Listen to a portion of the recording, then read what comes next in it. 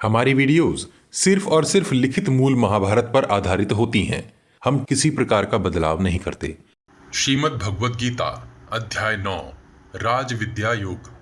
हे अर्जुन, चूंकि तुम मुझसे ईर्ष्या नहीं करते, अतः अब मैं तुम्हें यह अत्यंत गोपनीय ज्ञान उसके विज्ञान सहित प्रदान करूंगा, जिसे जानकर तुम इस भौतिक संसार के दुखों से मुक्त हो जाओगे। यह ज्ञान समस्त विज्ञानों का राजा है और सभी रहस्यों में सबसे गहरा है। यह सुनने वालों को पवित्र करता है। यह प्रत्यक्ष रूप से प्राप्त करने योग्य है, धर्म के अनुसार है, अभ्यास में आसान है और प्रभाव में शाश्वत है। हे शत्रुओं पर विजय पाने वाले, जो लोग इस धर्म में विश्वास नहीं रखते, वे मुझे प्राप्त नहीं कर पाते। वे बार बार जन्म मृत्यु के चक्र में इस संसार में आते रहते हैं। यह संपूर्ण ब्रह्मांड मेरे अव्यक्त रूप में व्याप्त है। सभी जीव मुझ में निवास करते हैं, किंतु मैं उनमें निवास नहीं करता। परंतु फिर भी ये समस्त जीव मुझ में नहीं रहते। मेरी दिव्य शक्ति का रहस्य देखो। यद्यपि मैं सभी जीवों का निर्माता और पालन करता हूँ, फिर भी मैं उनसे या इस भौतिक प्रकृति से कभी प्रभावित नहीं होता। यह जान लो कि जैसे सर्वत्र बहने वाली प्रचंड वायु सदैव आकाश में ही स्थित रहती है, उसी प्रकार समस्त जीवात्माएं सदैव मुझ में ही स्थित रहती हैं। हे कौन्तेय, कल्प के अंत में सभी प्राणी मेरी प्रकृति में ही लीन हो जाते हैं और कल्प के आरंभ में मैं उन्हें पुनः उत्पन्न करता हूँ। अपनी प्रकृति को अपने अधीन रखकर मैं ही इन संपूर्ण भूत समूहों को बार बार रचता हूँ और ये सभी प्राणी प्रकृति के अधीन होकर अवश्य अर्थात इंद्रियों द्वारा नियंत्रित होते हैं। हे धनंजय, इनमें से कोई भी कर्म मुझे नहीं बांधता। मैं इन कर्मों से सदैव विरक्त होकर तटस्थ दृष्टा की तरह रहता हूँ। हे कौन्तेय, मेरी अध्यक्षता में ही यह प्रकृति सचराचर अर्थात जड़ और चेतन को उत्पन्न करती है और इस कारण से ही यह संसार चक्र में घूमता है। जब मैं अपने साकार रूप में अवतरित होता हूँ तो भ्रमित अर्थात मूढ़ व्यक्ति मुझे पहचानने में असमर्थ हो जाते हैं। वे मेरे व्यक्तित्व की दिव्यता को नहीं जानते, क्योंकि मैं सभी प्राणियों का परमेश्वर हूँ। जिनकी आशाएं, कर्म और ज्ञान व्यर्थ है, वे मूर्ख और अज्ञानी होते हैं। ऐसे लोग राक्षसी और असुरी प्रकृति के होते हैं और इस मोहिनी प्रकृति में पड़कर इसे ही अपनाते हैं। हे पार्थ, परंतु जो महात्मा अर्थात महान आत्माएं होती हैं, वे दैवी प्रकृति को अपनाते हैं और मुझ अविनाशी को सबका आदि अर्थात सृष्टिकर्ता जानकर एकाग्र मन से मुझ में ही लीन रहते हैं। जो महात्मा मेरी निरंतर स्तुति करते हैं, दृढ़ व्रत के साथ प्रयत्नशील रहते हैं और भक्ति से मुझे प्रणाम करते हैं, वे नित्य मेरे साथ जुड़े रहते हैं और मेरी उपासना करते हैं। कुछ लोग ज्ञान यज्ञ द्वारा मेरी उपासना करते हैं। वे मुझे एकत्व अर्थात अद्वैत में, पृथकत्व अर्थात द्वैत में और विश्व के अनेक रूपों में मुझे देखते हुए उपासते हैं। मैं ही क्रतु अर्थात वैदिक अनुष्ठान हूँ। मैं ही यज्ञ, मैं ही स्वधा अर्थात पितरों के लिए समर्पित आहुति, मैं ही औषध अर्थात औषधि, मैं ही मंत्र, मैं ही घृत, मैं ही अग्नि और मैं ही हव्य अर्थात हवन का कर्म हूँ।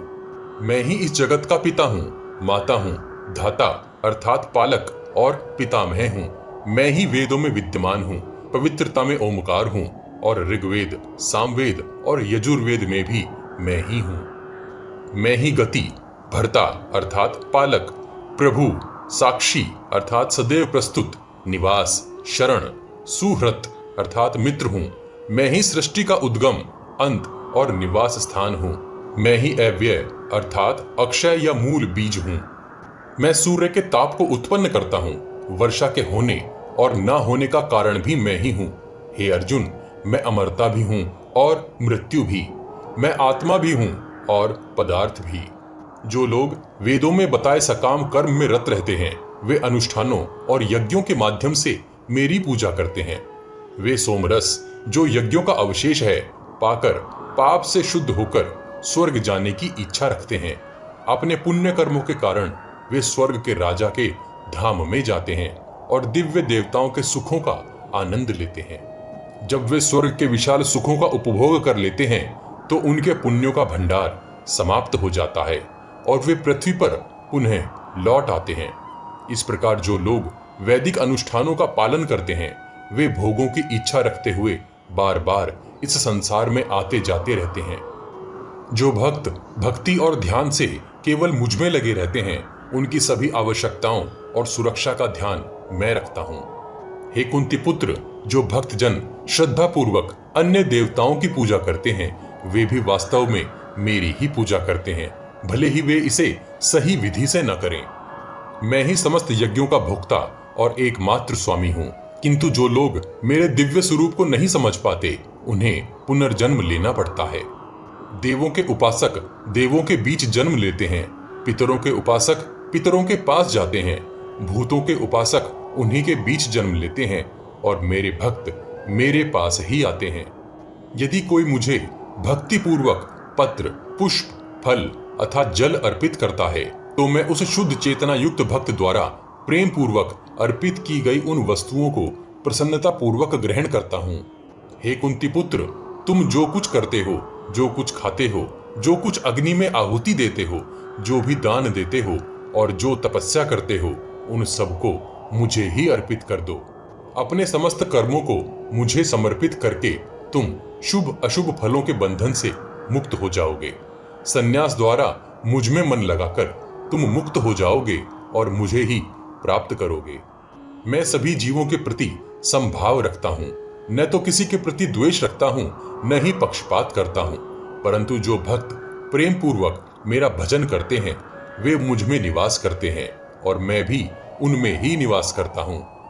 यदि सबसे पापी भी अनन्य भक्ति के साथ मेरी पूजा करता है तो उन्हें भी धर्मात्मा ही माना जाना चाहिए, क्योंकि अंततः उसने उचित संकल्प लिया है। वे शीघ्र ही पुण्यवान हो जाते हैं और स्थायी शांति प्राप्त करते हैं। हे कुंती पुत्र, यह स्पष्ट रूप से जान लो कि मेरा कोई भी भक्त कभी कष्ट नहीं पाता। यदि कोई व्यक्ति भक्ति करते हुए मेरी शरण में आता है तो वह चाहे किसी भी वर्ग या पाप से संबंध रखता हो, वे सभी परम गति अर्थात मोक्ष को प्राप्त कर सकते हैं। फिर पुण्य कर्म वाले राजाओं और ऋषियों की तो बात ही क्या। अतः इस क्षण भंगुर और आनंदहीन संसार में आकर मेरी भक्ति में ही लग जा। सदैव मेरा चिंतन करो, मेरे भक्त बनो, मेरी पूजा और मुझे नमस्कार करो। अपना मन और शरीर मुझे अर्पित करके तुम अवश्य ही मेरे पास आओगे। श्रीमद् भगवद गीता का अध्याय 9 यहीं समाप्त होता है। अगले अध्याय में जानेंगे कि प्रभु श्री कृष्ण किस प्रकार विभूति योग के रहस्य समझाते हैं। एक सूचना, इंटरनेट और सोशल मीडिया पर महाभारत और उनके चरित्रों को अनाप शनाप तरीके से बहुत ही विकृत करके जनता अर्थात आप सबके सामने परोस दिया जाता है, जिसके कारण अधिकतर लोग बिना सर पैर की बातों को आधा अधूरा जानकर इस महान महाग्रंथ पर विकृत धारणा बना लेते हैं। हम महाभारत का सही रूप आप सब तक पहुंचाने का भरपूर प्रयास कर रहे हैं, जिसके हर भाग को लिखित महाभारत से मिलान किया जा सकता है। सही महाभारत को आप सबके सहयोग से ही आम जनमानस तक पहुंचाया जा सकता है। वीडियो को शेयर अवश्य कीजिए और इस विशाल प्रोजेक्ट को आगे बढ़ाने में हमारी सहायता कीजिए। इस विशाल ग्रंथ महाभारत को शीघ्रता से समेटने के लिए हम ग्राफिक्स के साथ पॉडकास्ट का सहारा भी ले रहे हैं, ताकि आप तक कुछ जल्दी से महाभारत का सही रूप पहुंचाया जा सके। आपको हमारा प्रयास कैसा लग रहा है, कृपया कमेंट बॉक्स में कमेंट करके हमें जरूर बताइए। पिछले सभी भाग आपको हमारे चैनल के पेज पर और इस वीडियो के डिस्क्रिप्शन बॉक्स में भी मिल जाएंगे। हम हर सीरीज की एक प्लेलिस्ट भी बनाते हैं। उम्मीद है आप हमारी वीडियोस अपने उन दोस्तों को शेयर जरूर करते होंगे जो महाभारत का सही रूप समझना और जानना चाहते हैं। आपके हर शेयर से हमारा मनोबल बढ़ता है। अपने प्रियजनों तक यह ज्ञान पहुंचाने के लिए वॉच गॉड चैनल को सब्सक्राइब और शेयर करना मत भूलिए। सब्सक्राइब बटन के बगल में बनी छोटी सी घंटी भी बजा दीजिए। जय श्री कृष्ण, हर हर महादेव।